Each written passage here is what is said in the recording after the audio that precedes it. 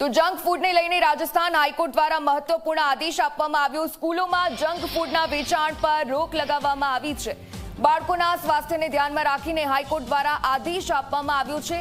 High fat, sugar ધરાવતી વસ્તુ ન વેચવા માટે નિર્દેશ કરવામાં આવ્યો। શાળાના 50 મીટરના વિસ્તારમાં વેચાણ નહીં કરી શકાય। હાઈકોર્ટે રાજ્ય સરકાર અને FSSAI પાસે પણ જવાબ માંગ્યો છે।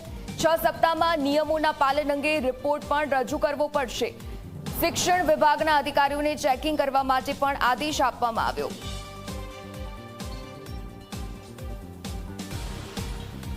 તો શાળાના 50 મીટરના વિસ્તારમાં વેચાણ નહીં કરી શકાય। રાજસ્થાન હાઈકોર્ટનો પણ આ મહત્વપૂર્ણ આદેશ છે। જો કે સ્કૂલમાં જંક ફૂડના વેચાણ પર રોક લગાવવામાં આવી છે। તો આ પેકેડ ફૂડ કે જેના ઉપર સતત હવે પ્રતિબંધ લાદી દેવામાં આવે તેવા પણ નિર્ણયો કરવામાં આવી રહ્યા છે। જંક ફૂડ વેચવા પર પ્રતિબંધ પેકેડ ફૂડના કારણે જે રીતે સ્વાસ્થ્યમાં અને આરોગ્ય પર સીધી અસર પહોંચતી હોય છે।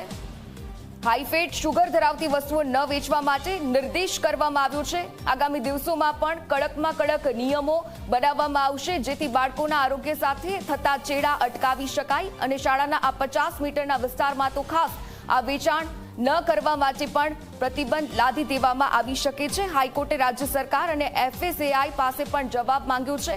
જો કે નિયમોના પાલન અંગે રિપોર્ટ પણ 6 સપ્તાહમાં જ રજૂ કરવો પડશે।